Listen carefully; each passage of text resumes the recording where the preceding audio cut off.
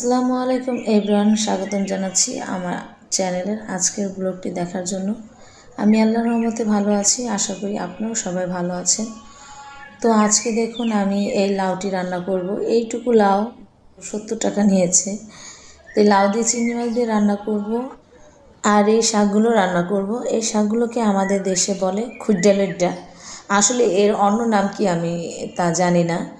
এটা দেখতে প্রায় ডাঁটা শাকের মতনই। গ্রাম অঞ্চলে দেখবেন যে ঘরের আশেপাশে বা ক্ষেতের মধ্যে এই শাকগুলো হয়ে থাকে, কিন্তু অবিকল দেখতে ডাঁটা শাকের মতনই।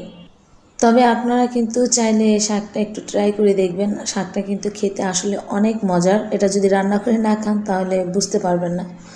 তো এখন দেখুন আমি লাউটাকে একটু ধুয়ে নিচ্ছি। আমি লাউ রান্না করার আগ মুহূর্তে আমি লাউটাকে কেটে নিই।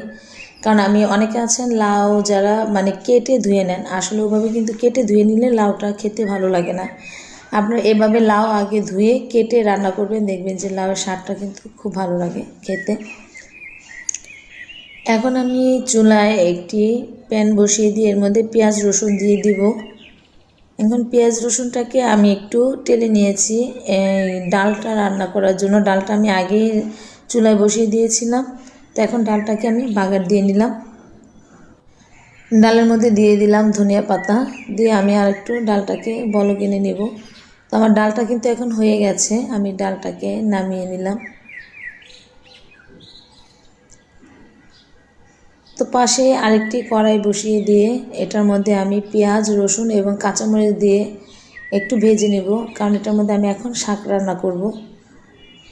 পেঁয়াজটা একটু হালকা লাল হয়ে আসলে তখন আমি এই শাকটা দিয়ে দিব। আর আমি শাকের মধ্যে কিন্তু একটি মাঝারি সাইজের আলুও দিয়েছি।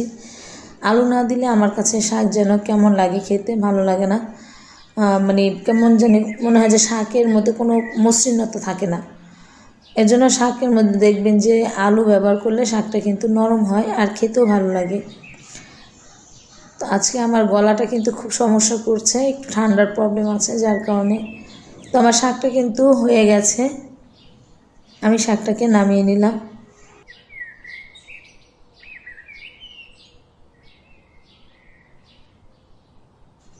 এখন আমি আবার কড়াইটি বসিয়ে দিলাম, এর মধ্যে আবার পেঁয়াজ দিয়ে দিলাম, কারণ আমি লাউ চিংড়ি রান্না করবো। এখন পেঁয়াজটা একটু হালকা ভেজে নিয়ে তার মধ্যে হলুদ গুঁড়ো দিয়ে দিব। আর হলুদ গুঁড়োটা একটু মেশানোর জন্য যাতে তেলটা না ছিটে যায়, তার জন্য আমি একটু পানি দিয়ে দিলাম লবণ। এখন আমি মশলাটাকে কষিয়ে নিব আর দিয়ে দিব একটু রসুন বাটা। আমি কিন্তু লাউ রান্নার জন্য বেশি মশলা ব্যবহার করি না, কারণ লাউ রান্নায় বেশি মশলা দিলে কিন্তু লাউটা খেতে ভালো লাগে না। দিয়ে দিলাম কাঁচামরিচ, শুকনো মরিচ দিব না। আর দিয়ে দিলাম চিংড়ি মাছ। এই হচ্ছে আমার লাউ রান্নার মশলা। আমি এর বাহিরে জিরা বা অন্য কোনো মশলাই ব্যবহার করব না। আপনারা এভাবে একদিন ট্রাই করে রান্না করে খেয়ে দেখবেন, লাউটা কিন্তু খেতে ভালো লাগে এভাবে। কারণ লাউর মধ্যে বেশি মশলা কিন্তু ভালো লাগে না, যত অল্প মশলা হবে লাউটা খেতে তত ভালো লাগবে। তো আমি এই মশলাটা কষিয়ে তার মধ্যে লাউটা দিয়ে দিলাম। লাউটাকে এখন আমি কষিয়ে নেব।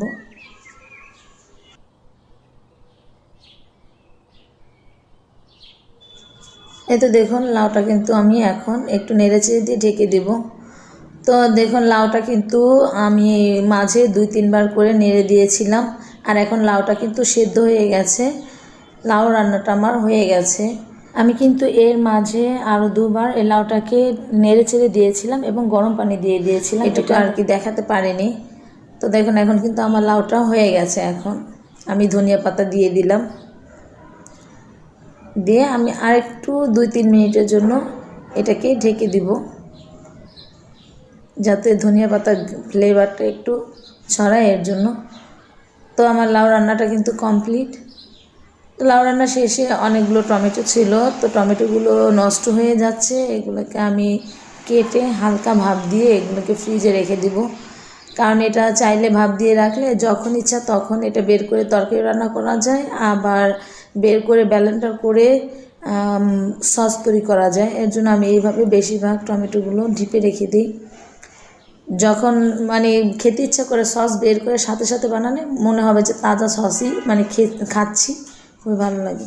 এখন দেখাবো আমি আলু কিভাবে আপনারা কাটবেন, কারণ শীতের সিজনে এই নতুন আলু কাটতে গেলে অনেকের অভিযোগ যে আঙ্গুলের মানে কালো হয়ে যায়, কালো দাগটা কিভাবে সরাবো।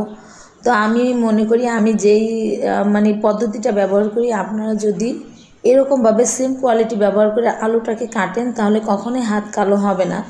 এই যে দেখুন আলুগুলো এনেছে, আমি আলুগুলো কিন্তু আগে ভালোভাবে ধুয়ে নিব, কারণ এই যে আলুর যে ময়লাটা, এই ময়লাটাই কিন্তু মেন হাতের ক্ষতি করে।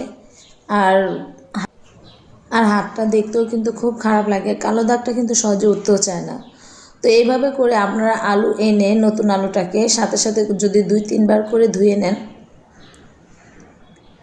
দেখুন আমি কিন্তু এটাকে ভালো করে ধুয়ে নিচ্ছি, কারণ যখন রান্না করতে যাবেন তখন কিন্তু আপনাকে আর আলুটাকে ওইভাবে করে মানে ধুয়ে কাটতে হবে না। অনেকে আছে আমরা যারা বুঝি না যে এই আলুগুলোকে ময়লা সহই ছুলতে যাই, যার কারণে আমার হাতগুলো কালো হয়ে যায় আর দেখতেও বিশ্রী লাগে। আপনারা এই পদ্ধতিতে যদি আলুগুলোকে ভালো করে ধুয়ে কাটেন, দেখবেন যে আপনাদের হাত আর কালো হবে না। এই যে দেখুন আমি কিন্তু একটি আলু আপনাদেরকে ছুলে দেখালাম, আর এটা মানে সহজ হবে, ছুলতে আপনাদের কষ্ট হবে না। আর দেখুন পানিটা আমি কত পরিষ্কার করে এটাকে ধুয়েছি। এখন এই ঝুড়ির মধ্যে উঠিয়ে আমি আলুগুলোকে পানি ঝরাতে দিয়ে দিব। এগুলো ধুয়ে আপনি অনেক দিন পর্যন্ত রাখতে পারবেন, আলু নষ্ট হবে না। তো আমার এই পদ্ধতিটা আশা করি আপনারা ব্যবহার করবেন। তো আমরা বিকালবেলা রান্নাবান্না শেষে খাওয়া দাওয়া করে মেয়েকে নিয়ে গিয়েছিলাম চুল কাটানোর জন্য, 2 মেয়েকেই। তো ওদেরকে চুল কাটিয়ে আনার সময় আমরা একটা ছোট্ট দোকানে ঢুকেছিলাম। তো ওইখানে গিয়ে আমরা ফালুদা খেলাম। আর আমার মেয়ে আর ছোটো মেয়ে তো মাশাআল্লাহ কিছুই খায় না।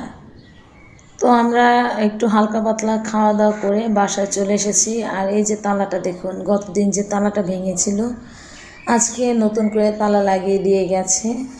এই কথা তো ভুলতেই পারবো না যে কী কষ্ট আমরা মানে সাফার করেছি এই তালার জন্য। আর এই তো দেখুন ছোট জনের চুল কাটা, বড় জনের চুল কেটেছি, ছোটোটারও কেটেছি তার স্টাইল। আর আজকের ব্লগটি যদি আপনাদের কাছে ভালো লাগে তাহলে অবশ্যই আমার চ্যানেলটিকে সাবস্ক্রাইব করবেন, লাইক করবেন।